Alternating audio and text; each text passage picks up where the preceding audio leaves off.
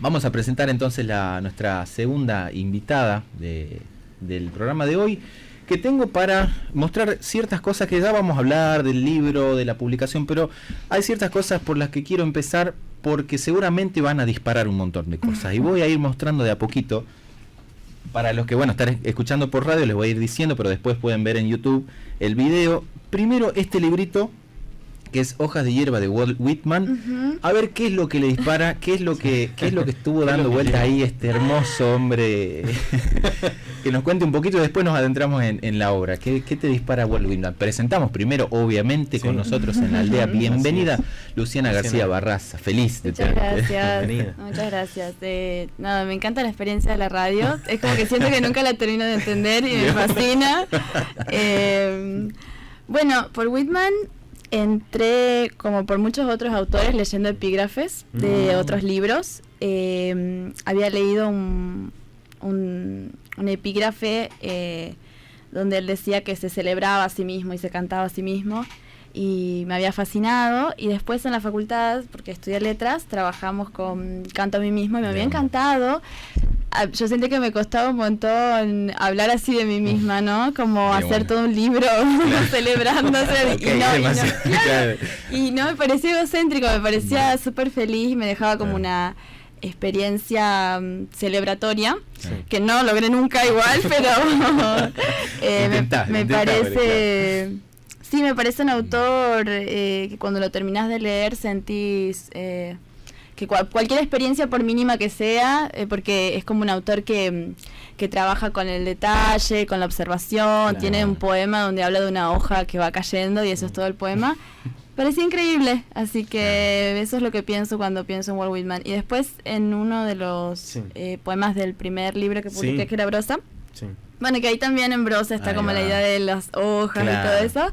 Intenté como hacer un poema de canto a mí misma, pero el lado negativo, digamos, como el canto oscuro. Claro.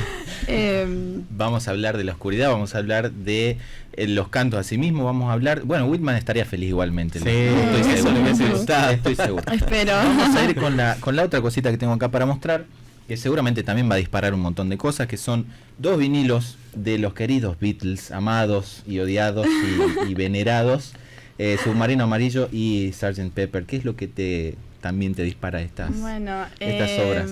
Yo fui como de adolescente, sobre todo muy Beatlemaniática. Mi perro se llama Ringo. De una. Y justamente en ese libro que les contaba en el primero hay varios poemas que le escribo a Ringo. Y también ahí hay un poema que les dedico porque también me parece que es como de chica. Y de lo que podía quizás acceder y entender era como la experiencia estética más compleja, y que me llevaba a un montón de lugares. Tampoco los terminaba de entender, como que hay canciones o discos que me gustaban y después dije, es increíble lo que estaban haciendo, y ni siquiera este vinilo lo tengo, me lo habían regalado, y me pasaba como horas intentando descubrir las caras, buscarlas, toda la historia ahí del mito, de si es o no es Paul McCartney.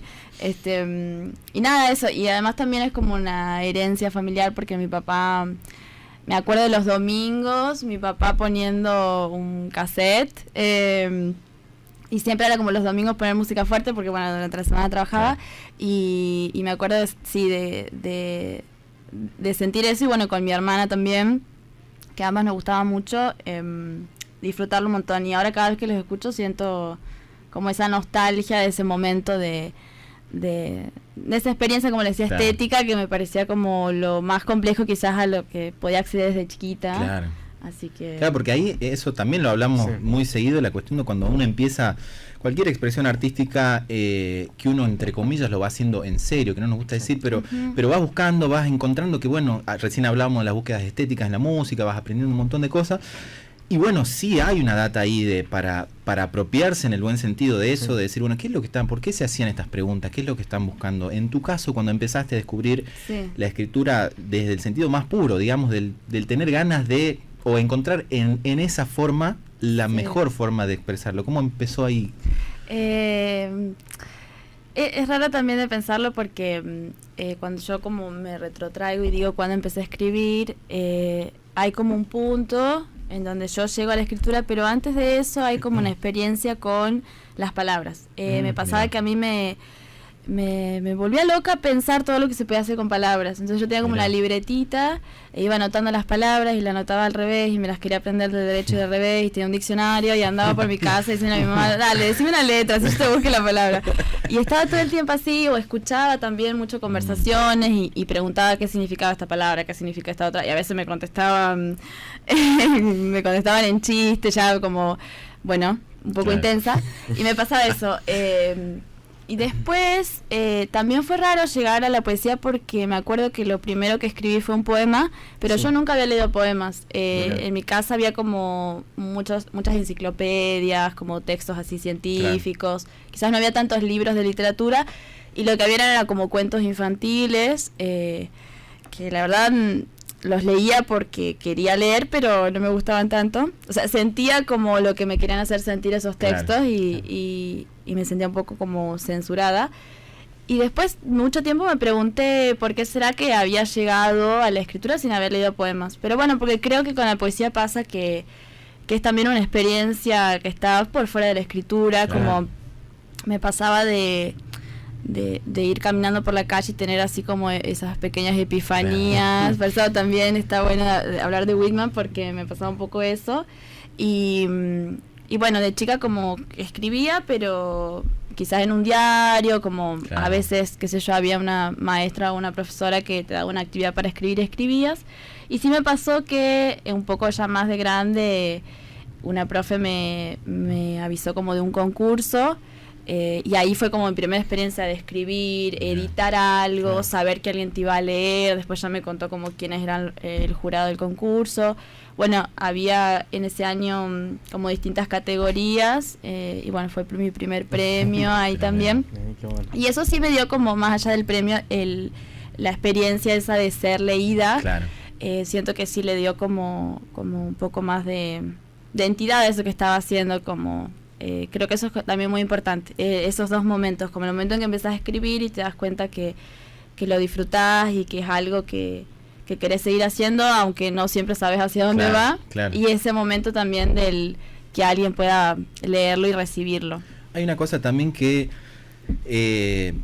no sé si está literalmente puesto, pero cuando leo algunas cosas en tu obra, que encuentro muchas preguntas, y me pregunto a mí mismo también, o después lo meto en ciertas conversaciones, que digo, bueno, capaz que lo dijiste en alguna entrevista o en algún lado lo leí, pero también cuando leo la poesía veo muchas preguntas de la poesía en sí misma, de la palabra, estamos en un mundo donde tiene que ser útil todo, y nos preguntamos, bueno, ¿y esto sirve o no sirve? ¿Tiene un fin? El artista, ¿no? Como esa posición del artista, bueno, esto lo hago para... ¿no? ¿Cómo te tocó? Si realmente te interpela eso, la pregunta en la poesía, porque libera, porque duele, porque... ¿Cómo fue esas preguntas que te...? Sí, creo que cuando me fui haciendo más grande, se fue haciendo también más grande esa duda, porque me pasó, por ejemplo, de tener momentos en que yo estaba en situaciones como de tener que resolver cosas, y estaba como sentada en mi cama escribiendo un poema, y en ese momento también decía como, hay algo un poco patético en esto que estoy haciendo, y al mismo tiempo sabía que no podía hacer otra cosa, y siento que eso está como sin resolverse. Por un lado, que la poesía también es algo que no terminas de comprender, o que nunca se termina de cerrar, como sus posibilidades, porque también eso es muy increíble, ¿no? Porque tenemos como un lenguaje de elementos finitos, pero lo que se puede hacer con eso es infinito. O sea, la gente sigue escribiendo, y uno sigue leyendo poemas y sigue descubriendo cosas nuevas. Creo que eso es lo que me interpela un montón, la posibilidad de incluso descubrir cosas que no sabía antes de haberlas escrito, como desbloquear zonas. Y eso también asusta un poco, ¿no? Porque pasa que uno escribe así y dice, acabo de abrir todo un mundo que no sabía que estaba ahí. También es muy interesante, que me pasa también en la lectura de otros textos, así sea de gente que nació hace 1000 años o gente muy cercana a la que no le conocía esa faceta. Y después también está como la cuestión más práctica o social de cuál es esa función. Creo que de todos los géneros, el poético es por ahí el que más al que más le cuesta resolver eso, ¿no? De la función. Y bueno, yo creo que también es como, en algún punto he decidido creer que era feliz también que no tenga ningún sentido, que no tenga ninguna función, ¿no? Como que siento que es también justamente liberador o tranquilizante saber que donde todo tiene un precio, donde uno tiene que producir cosas que tengan riqueza, que tengan un valor económico, que esté esto, que lo hacemos y que es hermoso y que obviamente no cada persona le va a dar su sentido y puede tener una función, miles de funciones como particulares o personales, pero bueno, está como ese oficio ahí medio inútil, pero que al mismo tiempo es inútil también porque lo que hace sería un poco indefinible. Claro. Lo que no se puede nombrar o agarrar y conceptualizar y decirle, bueno, esto es sirve, queda librado a todas esas categorías, sí. Queda librado a todas las categorías, a todas las voces, ¿no? También, justamente, hablando de eso, hay uno de los poemas que embrosa, que me llamó un poco la atención, el título Polifonía, ¿no? Por ahí relacionado con conceptos que nosotros con la comunicación tenemos como muchos vínculos, ¿no? Justamente tomado de los filósofos rusos, de Bakhtin, de Voloshinov y todo lo demás. Y me gustó mucho por ahí la cuestión de poder incluir todos esos conceptos como en un poema o en una producción e intentar justamente de darle sentido a eso, ¿no? Por ahí la complejidad misma de la poesía, ¿no? Sí, yo creo que estamos como atravesados por un montón de cosas y que a veces uno se alimenta y va arrancando de lo que puede, ¿no? Como que al acceso a la cultura siempre es como, en algunos casos un privilegio, en otros casos una lucha, entonces como que yo también siento que donde había algo que me despertaba, yo sentía que iba a escribir sobre eso, porque bueno, de lo que pueda ir agarrando, de lo que pueda ir arrancándole, de todo lo que, igual del mundo infinito de las lecturas y de los textos, porque eso también es desesperante de pensar, todo lo que no he leído todavía, que está ahí todavía por descubrirse, sentía eso como, y también que era un espacio donde podés ser contradictorio. Cuanto más voy creciendo me voy dando cuenta que eso es más difícil, encontrar espacio donde puede ser incoherente o contradictorio y que se pueda asumir eso.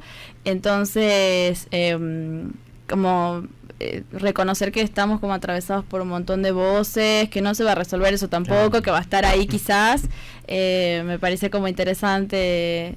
Justamente esa idea de polifonía, como está todo esto, pero no hay una voz ahí que no hay una como que te guíe o una única, digamos. Una anarquía y de voces. Y tienen eso un poco tus poemas, ¿no? De por ahí de estas cuestiones, no sé cómo sería el concepto fatalista. Yo siento que, bueno, pero a la vez me gusta igual a mí, ¿no? Yo nací mi gusto por la poesía en Rimbaud, digamos, por ese el poeta maldito.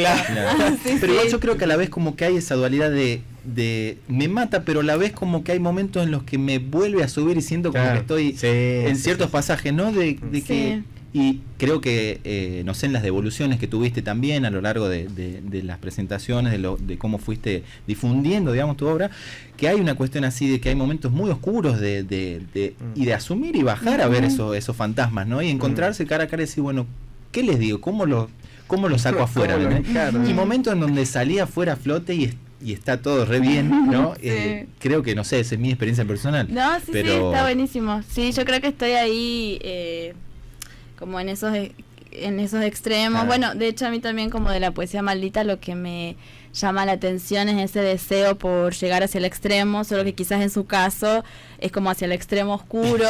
Y yo como digo, bueno, voy a intentar también ir por acá, porque creo que a fin de cuentas, incluso ellos en esos momentos donde hablaban del dolor y del sufrimiento, había un goce también en decir, bueno, pero puedo hacer algo hermoso con esto. Y eso a mí también es justamente los momentos ahí de lucidez, digo, esto es lo importante, poder hacer algo con esto también. Y por supuesto que hay algo de construcción de uno mismo en lo que escribe, porque está el dolor y está lo que uno dice del dolor, y de ahí un poco es el trabajo poético, porque tampoco, digo, cuando uno está destrozado hay algo de interesante y de pulsión de vida escribir sobre eso. Claro. ¿No? Como también, más allá de que a uno le sirva como para sentirse mejor o para poder expresar, hay un deseo estético también. Claro.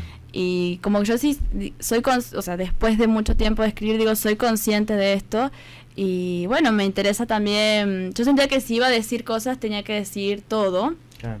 Obviamente decir todo es imposible, pero digo, bueno, me traté de decir todo lo que esté a mi alcance y esas cosas eran las que estaban a mi alcance. Y también, bueno, los autores que me gustan están ahí, como que son oscuros y por otros momentos te tiran así una que quedas, esta era la vida y yo estaba pensando en otra cosa. Claro. Estamos hablando con Luciana García Barraza. ¿Cómo te gusta por ahí? Escritora, poeta, que los títulos, viste, que por ahí no importan, pero... hay gente como se pone muy cabeza cuando decís, bueno, soy escritora, dígame, autora, ¿viste? Claro. Es como cuando hablamos de los géneros musicales, viste, que decimos ahí, esta banda hace... ¿Y es necesario por ahí o ya estamos más allá? Como está bueno. Recordamos, lo pueden conseguir, digamos, a los medios de contacto por ahí para los que quieran entrar en ese universo de luces y sombras. ¿Por dónde lo pueden conseguir al libro? Y que nos va a contar por ahí los títulos. Hay un primer libro. Sí. Eso. Brosa sería Brosa es el primero. Creo que está agotada la versión en papel, pero hay una versión digital en el repositorio del Invelec, en la página. Y los últimos libros los publiqué por Gerania y se pueden comunicar por las redes de Gerania, en Instagram o Facebook o Twitter. Perfecto. Y ahora está justamente en la Feria del Libro, así que... Buenísimo. Sí. El último libro, La Casa de los Gallos. Claro, sería el tríptico, ahí va, como salieron los tres juntitos. Sí. Listo, buenísimo. Entonces, pueden encontrar los tres ahí en... Los tres, sin tus redes sociales ahí que te... No tengo redes sociales. Qué hermoso. Otro tema para tocar, hermoso tema para tocar. Qué lindo. Bueno, justamente iba a ir para esa parte, ¿no? Para esa parte de volvemos a esta cuestión de la utilidad, ¿no? Si sos escritor y estás presentando libros, tenés que tener redes, tenés que tener activas, porque volvemos a esos desafíos de decir, no. Pero la editorial te tiene que decir, y está buenísimo también, ¿no? De esas decisiones y de esos riesgos, porque quizás en el mundo editorial, si nos vamos por ahí, es como decir, son riesgos, pero artísticamente hay otros riesgos más zarpados por ahí que están buenos y no sé cómo lo ves vos, digamos, esa... Sí, me pasó que no uso desde hace mucho tiempo, entonces no... En algún momento habrá sido una decisión. Creo que ahora me resulta tan raro como si a alguien que tiene redes le dirías como que no las tenga. Es ese nivel de extrañeza. Y sí, justamente hay riesgos porque creo que hoy es un gran medio de difusión, de lectura, como de llegada. Me parece que en ese sentido está buenísimo. Pero también yo sentía que en mi caso iba a ser un gesto artificial porque no hago nada por ahí, entonces como de repente por ahí tampoco iba a pasar lo que escribo. Y también hay algo como de la experiencia de lectura, que yo sentía que me gustaba pensar la escena de lectura como con mucha intimidad, entonces sentía que por ahí en los espacios donde se puede difundir, me parece un poco raro, ¿no? O sea, como la lectura de un poema y después pasar a una publicidad, como que no me parecía mal, pero digo, bueno, yo prefiero quizás otra experiencia de lectura. Está bueno.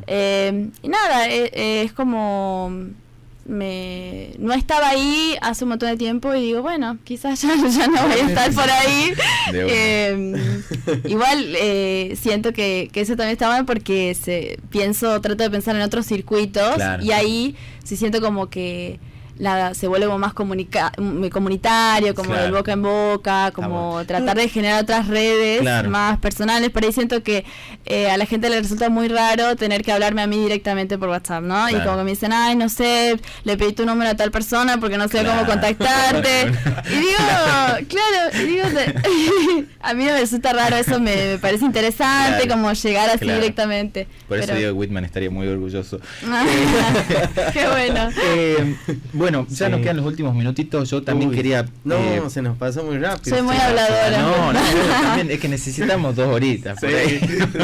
Nos vamos a mudar a la noche, a la madrugada quizás, no hay que hablar. Pero bueno, pensaba eso también de qué bueno que, unido a esto que decías de las redes, de no tener... También en la poesía se está dando esa discusión de los formatos, de que hay poesías que inclusive no salen en ningún lado, solamente en Instagram, el tema de la imagen, en todo, que son discusiones totalmente válidas, pero volvemos a esa cuestión de la cantidad de voces que hay, ¿no? Hay una propuesta que te dice, sí. bueno, esta es mi propuesta, mi elección, va en contramano de un montón, pero también seguramente son varios y varias que eligen el mismo camino y los mismos formatos por ahí, que al fin y al cabo lo que cuenta es lo que se dice, lo que cómo llega, no importa si sea por Instagram, por libro, por redes, por lo que sea. Pero totalmente, me parece que lo importante es que esté en el lugar que esté. También hay poesía que se dice y no se escribe, como que siento que todo eso existe y todo se alimenta, porque yo también leo por ahí un montón de cosas, de libros que no los tengo físicos, o nos pasamos poemas por WhatsApp y me parece que genera como un circuito que todo el tiempo está como en ebullición, y eso es como genial también. Los primeros eventos, te recordamos por ahí en Perfectos Desconocidos, que se hacían, ¿no? Que era un grupo para tener una experiencia, ¿no? Más allá de la poesía, de hasta sensorial, de ver, de escuchar, de sentir. La verdad que eran muy lindos y bueno, esperamos todo. Van a volver. Si no nos mandan mensajes nosotros en las redes y les decimos, bueno, mira, en tal lugar. A partir de mañana la aldea se acaban las redes. Nos vamos a parar acá en la plaza. ¿Quién nos fantaseó alguna vez con no tener redes? Yo muchas veces, perdón. Hablando la verdad que muchas veces fantaseé con eso. Pero, bueno. Nos retiramos con un poema, puede ser. Sí, yo quiero. ¿Puedes leer alguno? Sí, voy a leer uno, así. a ver, cortito. Así cerramos. Bueno, el programa voy a leer uno que tiene, que tiene ahí la oscuridad y la luz, como hemos venido hablando. Cerramos entonces con el poema. Termina el océano y se va a la aldea. Muchísimas gracias. Hasta el próximo viernes. Si yo no supiera que esta mi mirada sobre aguas que caen es la carta que le escribo al mundo, si no respiraran antiguos volcanes con mis poros para dar luz con su rencor a la tierra, y no cantara el gallo para iniciar su día cuando yo abro los ojos, si no creyera que mi piel repite alguna herencia de India que corrió y cayó, para que nadie más la corriera y la tirara, y no viera que el color de los hálitos de este polvo es tan igual a mi voz, cuando digo tengo miedo o yo amo, que triste o afortunadamente se parecen a la miel o a los maíces cocidos y también a mi sangre que no es roja sino dorada. Si no pecaran la mentira de creer que hablo de la muerte por fuera de la palabra con que hablo de la muerte, y si no intuyera que la estupidez es una forma de la magia, me daría vergüenza la paz de entender que solo los muertos ya no pueden morir, y por estas cosas yo cuando venía caminando por la ruta del volcán, quise tirarme, madre, pero pensé en vos.